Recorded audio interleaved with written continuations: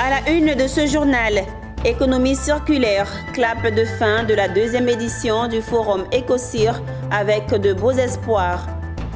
MDE Business School, les 32 Game Changers de l'Advanced Management Programme AMP 2024 reçoivent leur certificat. Réforme à la Chambre nationale des promoteurs et constructeurs agréés de Côte d'Ivoire. Le vice-président œuvre pour rehausser l'institution. Madame, Monsieur, bienvenue sur Business 24 Africa. Vous suivez le journal. Intéressons-nous à la question de l'économie circulaire pour débuter cette édition.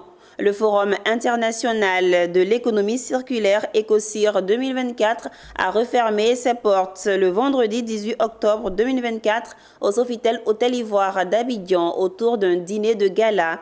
Au terme de cette deuxième édition du Forum Ecocir, qui a enregistré plus de 2000 participants, plusieurs recommandations ont été formulées dans l'esprit du thème du Forum « Ville durable et technologie, quelle contribution de l'économie circulaire ». L'Ecocir 2024 a aussi permis de récompenser les meilleurs projets des jeunes traitant de la question de l'économie circulaire. Les temps forts de cette cérémonie avec Konena Norgo et Marie Sissiri. Un dîner gala pour savourer la réussite de cette deuxième édition du Forum international de l'économie circulaire Ecocir 2024, lancé le 15 pour prendre fin ce vendredi 18 octobre 2024 à l'Hôtel Ivoire. Autour des tables, des convives tirés à quatre épingles pour déguster les mets succulents avec la sérénité du travail bien fait. Une réussite qui se résume à plus de 2000 participants à l'Ecocir 2024, 12 panels animés sur les thématiques de l'économie circulaire, une masterclass, une table ronde, une cinquantaine d'exposants, le tout couronné de recommandations. Financer l'accès aux technologies. Car bien que les technologies de la valorisation des déchets et les solutions énergétiques renouvelables existent, leur coût d'acquisition et de maintenance est un obstacle. Il va falloir aussi former les femmes et les communautés locales à la gestion des technologies renouvelables et à l'entrepreneuriat afin d'assurer la durabilité des initiatives. Le Forum Ecocir 2024, c'était également des actions concrètes avec le concours La Foire à Projet qui a permis de récompenser les 7 meilleurs projets sur 25. Alors, à cette fois, j'ai soumis mon projet de transport de matières premières en zone rurale. Alors, mon projet vise à éviter les pertes de nos productions, à éviter déjà le gaspillage de ces productions-là, donc à les valoriser, à encourager nos planteurs déjà en permettant qu'ils transportent efficacement leurs produits. Initiateur du Forum Ecocir, le district autonome d'Abidjan, à travers le premier vice-gouverneur, s'est réjoui de l'organisation réussie de cette deuxième édition. Je voulais vous dire que nous avons été très heureux de porter cette initiative, nous, le district, soutenu par le gouvernement, le ministère de l'Environnement et du Développement durable. Et surtout, nous sommes heureux de la participation de nombreux pays qui sont venus découvrir donc ce que la Côte d'Ivoire porte comme valeur dans la construction de son développement. On réussit un tel projet parce que le ministre-gouverneur Cissé Ibrahima Bakongo, lorsqu'il est nommé, estime qu'il faut continuer le projet et il fait l'honneur à Totem Communication de nous maintenir dans la conduite du projet et nous avons essayé de jouer notre partition. Cette deuxième édition du Forum international de l'économie circulaire Ecocir 2024 s'est déroulée sur le thème « Ville durable et technologique, quelle contribution de l'économie circulaire ?» Affaires maritimes. Les fédérations, unions des syndicats des dockers solidaires et groupements des syndicats de dockers pour le renouveau en Côte d'Ivoire ont tenu un point de presse dans la commune d'Adjamé. L'objectif était de dénoncer la montée du travail informel connu sous le nom de Banabana qui menace leur activité et proposer la création d'une mutuelle sociale dédiée aux dockers. Amiko Robara. Les dockers ivoiriens protégés par le décret 2019-102 qui encadre leur statut et leur confère l'exclusivité des opérations portuaires dans le chargement et le déchargement des navires et autres font face à une concurrence grandissante des travailleurs informels appelés Banabana. Ce phénomène inquiète les syndicats car ils menacent la stabilité de leur emploi. Les présidents des deux fédérations des dockers, Zougrana Inoussa et Kone Lassina, ont par la voix de leur porte-parole exprimé leur inquiétude et expliqué leur plan d'action pour éradiquer ce phénomène. Malgré toutes ces dispositions réglementaires, on observe malheureusement l'accroissement du travail informel est devenu un véritable fléau dans les ports et connu sous l'appellation des banabana. Notre conférence de ce jour annonce des actions collectives planifiées pour sauver notre corporation. Nous, dans les jours qui suivent, nous initierons en amont et en aval des rencontres aussi bien horizontales que verticales. Nous saisirons également tous les décideurs pour que ce problème soit traité à la racine. Les fédérations USDS et GSDR-CI espèrent à travers ce point de presse engager un dialogue avec les autorités portuaires pour trouver des solutions durables, mais également mettre en place une mutuelle sociale avec des mesures de confiance. Les fédérations USDS et GSDR-CI, il conviendrait de traiter ces deux questions ensemble. Garantir le plein emploi aux travailleurs d'une part par des actes concrets en mettant fin à l'emploi des banabana et mettre en place une mutuelle en prenant des mesures de confiance d'autre part. Cette rencontre à laquelle ont participé des représentants des ports de San Pedro et d'Abidjan marque le début d'une série d'actions pour protéger la profession des dockers et préserver leurs droits face à l'informalité grandissante. Après 9 mois de formation à la M2 Business School, la 14e promotion de l'Advanced Management Programme ANP a reçu ce samedi 19 octobre 2024 à l'Hôtel Ivoire les certificats de fin de formation.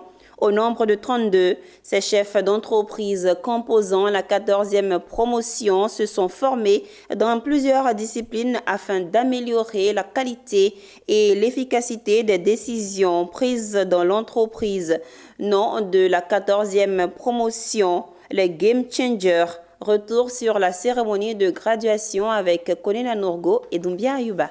32 chefs d'entreprise sous les projecteurs pour être honorés par la M2 Business School et son partenaire espagnol, l'ISE Business School. Composant la 14e promotion du programme de management avancé AMP 2024, ces cadres d'entreprises publiques ou privées de diverses nationalités ont reçu ce samedi 19 octobre 2024 à l'Hôtel Ivoire leur certificat mettant ainsi fin à plus de 6 mois de formation au sein de la M2 Business School à Abidjan et à Barcelone en Espagne.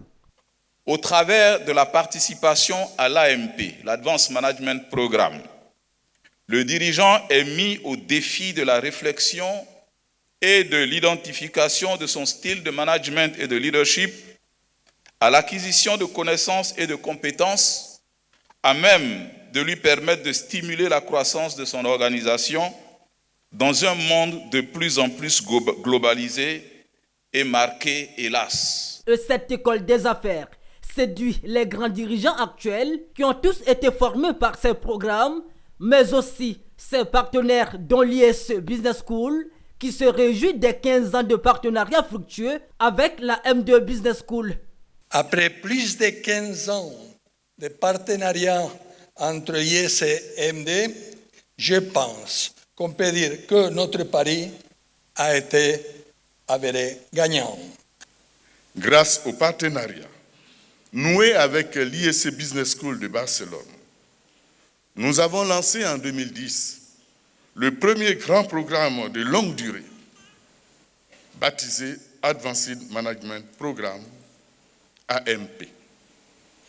Ce programme des standards internationaux, organisé par la majorité des business schools de haut niveau, a été introduit en Côte d'Ivoire par M2 Business School en collaboration avec l'ISE Business School de Barcelone, notre partenaire de renommée mondiale en matière d'executive education. Certification en mai, ces 28 hommes et 4 femmes de cette 14e promotion de la M2 Business School seront désormais aptes à améliorer davantage leur processus de prise de décision, à développer leur talent de leadership et à renforcer leurs connaissances pratiques. Au-delà de tous les cours magistraux Ce programme nous a offert quelque chose d'encore plus précieux. Ce sont les liens humains. Et personnellement, au-delà de ce que je voulais acquérir en tant que chef d'entreprise, c'est ce que je recherchais véritablement. Et au début de l'aventure, chacun a eu à dire pourquoi est-ce qu'il venait là. Et ce groupe que nous avons réussi à former, pour nous, est le plus bel accomplissement de ce programme. Cette graduation fait ainsi des 32 Game Changers de l'AMP 2024, des alumni de la M2 Business School, un réseau de plus de 1000 chefs et cadres d'entreprise. Et parlons du bien-être de l'humain. Débutée le 17 octobre 2024 à Abidjan, la Convention africaine du développement intégral de l'humain a refermé ses portes le vendredi 18 octobre 2024. Panel, masterclass sur le bien-être de l'humain sont les activités qui ont meublé la deuxième journée de cette deuxième édition de la Convention. Sandrine Kwame et Satekissi. Des masterclass et panels sont les activités qui meublent particulièrement ce dernier jour de la Convention africaine du développement intégral de l'humain. Pendant ces activités, les responsables en ressources humaines présents à cette deuxième édition de la Convention ont discuté sur l'importance du bien-être de l'humain pour une gestion durable du stress afin d'impacter positivement la qualité de vie, mais surtout de favoriser un meilleur environnement de travail. Alors hier, nous avons passé une journée à explorer et à épulcher la thématique de l'Acadie qui était diversité, inclusion et bien-être des collaborateurs. Aujourd'hui, il était question d'aller en profondeur au niveau des masterclass pour que les participants puissent s'approprier de manière concrète avec des spécialistes les techniques pour aborder 3 aspects. Le premier aspect, c'est le burn-out. Comment identifier, prévenir et trouver des solutions pour accompagner le burn-out. Deuxièmement, nous avons parlé de la qualité de vie et des conditions de travail. Justement avec un cabinet qui est dans l'expertise de cet aspect. Avec ce cabinet, nous avons exploré quelles sont les stratégies innovantes pour justement maintenir et développer une qualité de vie et des conditions de travail excellentes au sein des organisations. En réalité, aujourd'hui, dans nos entreprises, il y a beaucoup de souffrances et le burn-out fait partie donc de ces souffrances. Ça, c'est la conséquence du stress vécu par les employés. Et donc, il est important qu'au-delà justement de tout ce qui est sensibilisation, on aide également les employés qui sont déjà dans des états de souffrance à pouvoir les surmonter. Rappelons que cette édition a été également marquée par le lancement du réseau africain de développement intégral de l'humain, un collectif visant à promouvoir les meilleures pratiques et renforcer la collaboration et le développement intégral de l'humain sur le continent africain. Un regard dans le secteur de l'immobilier. La Chambre nationale des promoteurs et constructeurs agréés de Côte d'Ivoire veut devenir une institution de référence. C'est pour identifier les transformations à opérer pour y parvenir que plusieurs membres de la direction étaient en conclave dans les locaux de Challenge Immobilier International Chimenter. Un avenir plus radieux pour la Chambre nationale des promoteurs et constructeurs agréés de Côte d'Ivoire. C'est la volonté de ses dirigeants. Ils ont tenu une réunion avec leurs membres afin d'échanger sur les transformations et réformes à opérer au sein de l'organisation. Siriki Sangaré, président de la CNPCCI, a souhaité que ces réformes conduisent à des organes et des structures plus solides pour une chambre dynamique, professionnelle et crédible. À sa suite, Yamoussa Koulibaly, vice-président chargé de la politique générale et des réformes au sein de cette fêtière, a levé le voile sur les principaux changements identifiés par les participants. Je voulais intervenir ici pour dire merci au président Siriki Sangaré, ici présent, pour la confiance placée en notre personne pour apporter des réformes et conduire la politique générale. Donc, c'est fort de cette mission qu'il nous a confiée, que nous sommes en train de travailler aujourd'hui avec la porte-parole, Mme Philippot, PDG de COSAL, pour véritablement mettre en place des réformes et des orientations pour une nouvelle chambre, une chambre forte, une chambre assise, comme l'a dit tout à l'heure le président. C'est la mission qu'il nous a confiée et nous travaillons à être à la hauteur de la confiance qu'il a placée en nous, de faire en sorte que désormais, quand on parle de la Chambre des promoteurs agréés de Côte d'Ivoire, Chambre des promoteurs agréés et des constructeurs agréés de Côte d'Ivoire, véritablement, les gens sachent qu'il y a une institution forte à tous les niveaux. Une institution qui prend en compte le bien-être des Ivoiriens à travers la production de logements de qualité. Dans son intervention, il s'est exprimé sur la première édition du Salon de l'immobilier, du financement et de l'innovation Simofi qui se tiendra du 11 au 13 novembre 2024 à Laval, au Canada. La Chambre nationale des promoteurs et constructeurs agréés de Côte d'Ivoire est la fêtière des entreprises immobilières de Côte d'Ivoire. Elle a décidé d'opérer sa mue afin de mieux mener sa mission d'institution d'appui à l'État dans le cadre de sa politique de logement. Direction la frontière entre le Ghana et la Côte d'Ivoire où le village de Nougoua, réputé pour sa production de cacao, fait face à un obstacle qui freine son développement. 7 kilomètres de route en mauvais état entre Nougoua et Noé qui paralyse le transport de cette précieuse culture et impacte la vie des habitants. Véhicules en panne, retard, accès difficile aux soins, ces 7 kilomètres constituent un véritable cauchemar pour les producteurs et leurs familles. Le reportage de notre correspondant régional Emmanuel Kakou. À la frontière entre la Côte d'Ivoire et le Ghana, au sud-est du pays, se trouve Nougoua, un village de fiers producteurs de cacao. Ici, comme dans toutes les zones forestières du pays, le cacao n'est pas seulement une culture, c'est une richesse. Mais cette richesse qui pourrait nourrir des familles et dynamiser l'économie locale se retrouve aujourd'hui menacée par un obstacle inattendu. 7 km de route, 7 km d'enfer pour le jeune Noé, le chef-lieu de sous-préfecture. 7 km qui tue le cacao. Moi, chaque année, il peut faire au moins 160 tonnes, souvent 200 tonnes. On a au moins 5 coopératifs ici. Chacun fait pour lui. Bon, route là aussi, ça nous cause problème. Souvent, on prend finance pour aller à Noé avant qu'on peut décharger. Là-bas, là aussi, il y a trop de dépenses dedans. Quand on fait comme ça, on perd toujours. Transporter le cacao de Nougoua vers Noé ou aller simplement rendre visite à ses parents à Nougoua, capitale du royaume soyer, devient un défi quotidien à relever. Coûts supplémentaires, retard incessant, panne incessante de véhicules. En voici la preuve. Ce véhicule n'a pas pu continuer le voyage, il est en panne. Souvent on peut faire 3 jours, 4 jours. Souvent même si ce n'est pas Ben qui a venu te tirer là, tu ne peux même pas sortir. Donc seulement s'il peut voir la route là un peu pour nous. Nous roulons par la foi. C'est-à-dire que quand tu passes une fois, ce n'est pas sûr qu'au retour tu puisses passer sans qu'on ne pousse. Donc vous voyez derrière, on va toujours avec des gens qui nous aident à souvent sortir de la boue quand c'est compliqué. L'impact ne s'arrête pas là. Voici le centre de santé de Nougoua nouvellement construit. Lorsqu'il s'agira le cas échéant d'évacuer des malades, la route sera encore un obstacle. Le chef du village de Nougoua plaide donc pour la réhabilitation de cette voie.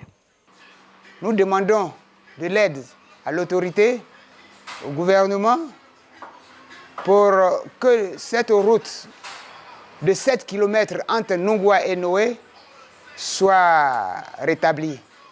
C'est là notre grand souhait.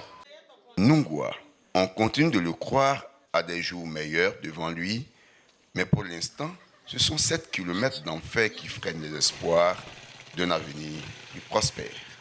Rendons-nous à Yamoussoukro, capitale politique de Côte d'Ivoire, pour parler de l'environnement. Le couvert forestier ivoirien, estimé auparavant à 16 millions d'hectares, est aujourd'hui en grande chute.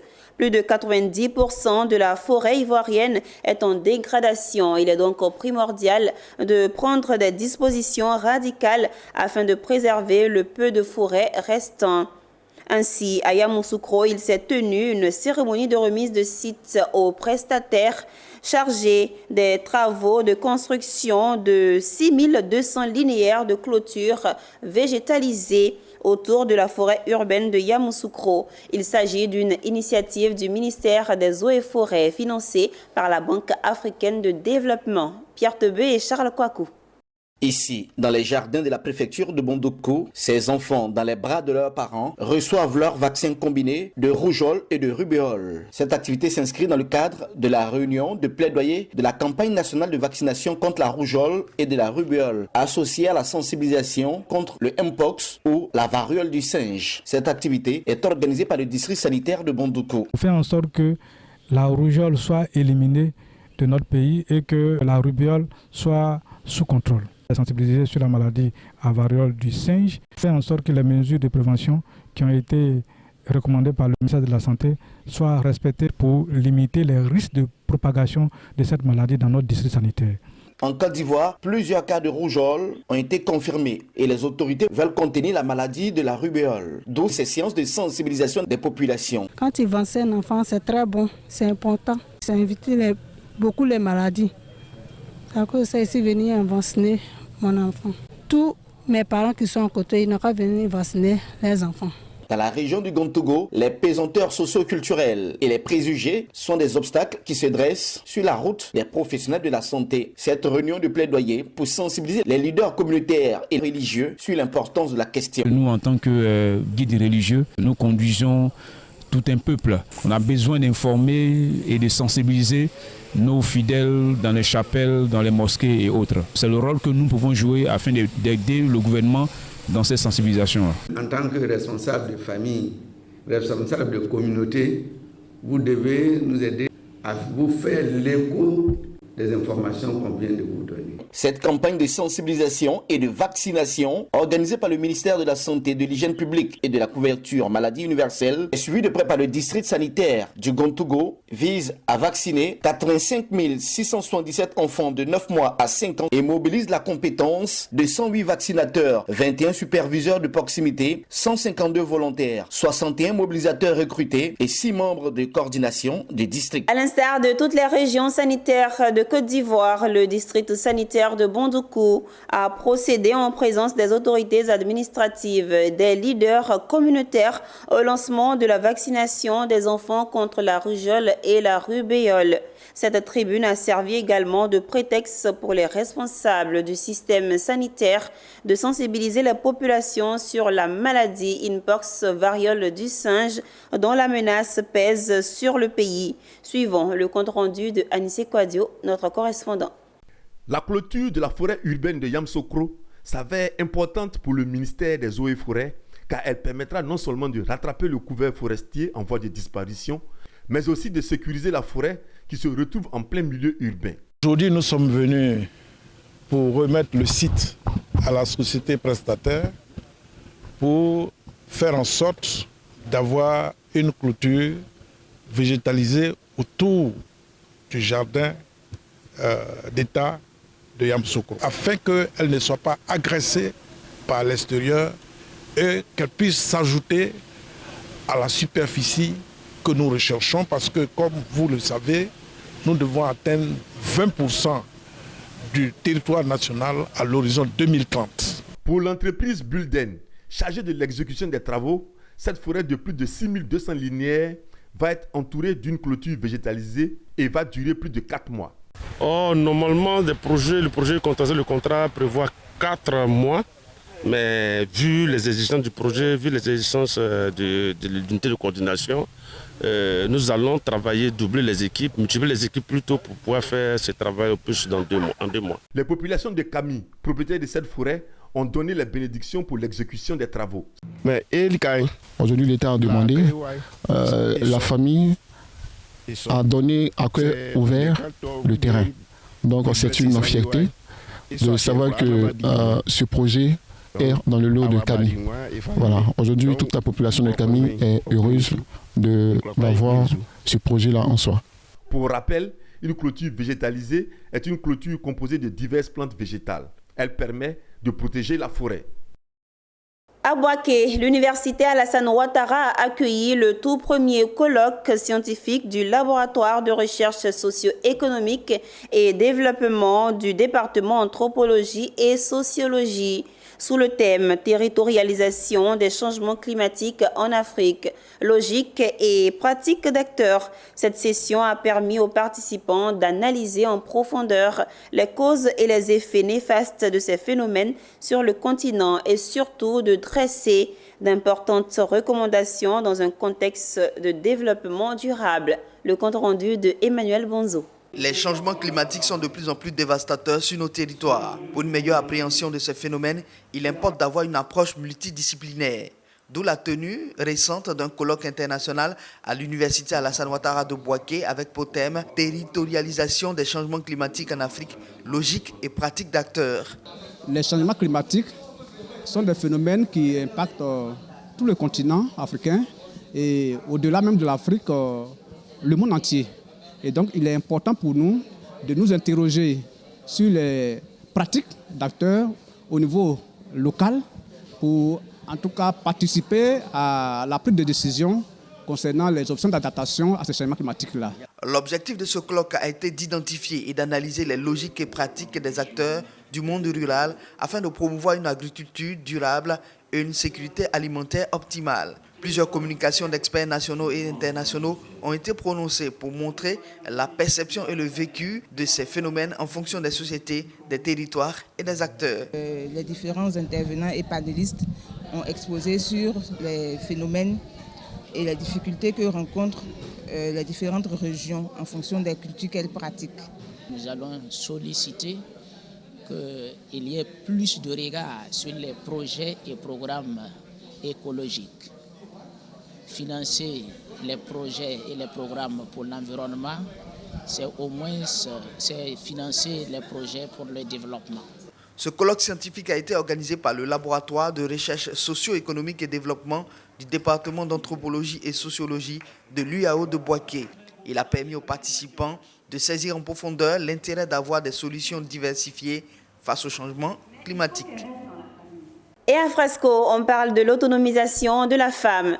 L'ONU Femmes a associé son image à la 3e édition de la Journée nationale du vivrier en soutien aux activités de la Fédération des femmes du secteur du vivrier de Côte d'Ivoire à travers le projet AFAWA qui soutient les coopératives de femmes en facilitant leur participation à des événements nationaux et internationaux. 10 coopératives issues de plusieurs régions ont bénéficié de cet accompagnement. Le récit de Anja Sémian.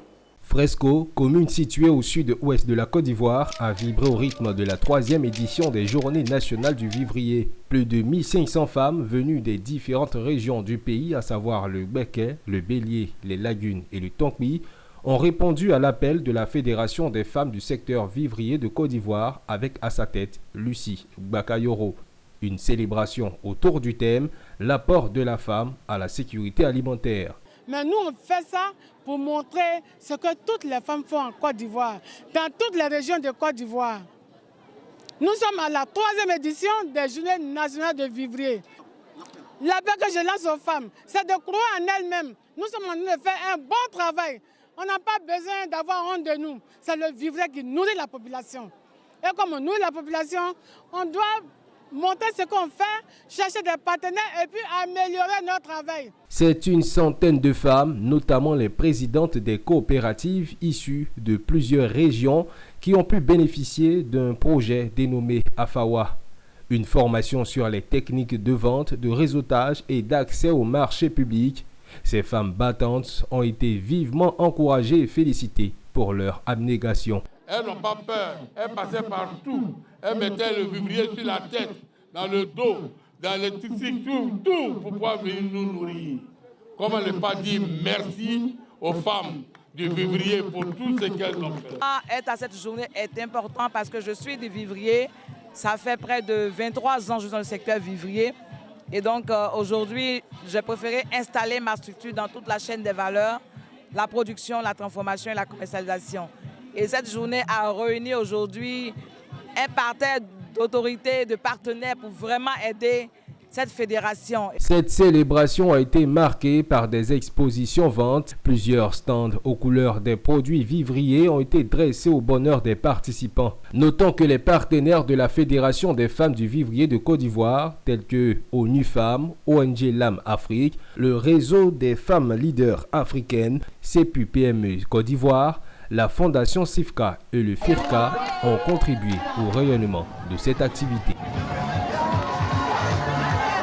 Et en images au Nigeria, les épisodes d'inondation survenus en 2024 ont occasionné environ 855 629 tonnes de pertes alimentaires selon les dernières estimations effectuées par la FAO. En fin septembre, les données collectées par la FAO font état de près de 2,5 millions d'hectares de terres agricoles cultivées touchées par le phénomène climatique. Ceci marque la fin de ce journal. Merci de nous avoir suivis. Les programmes se poursuivent sur Business 24 Africa, votre télé utile.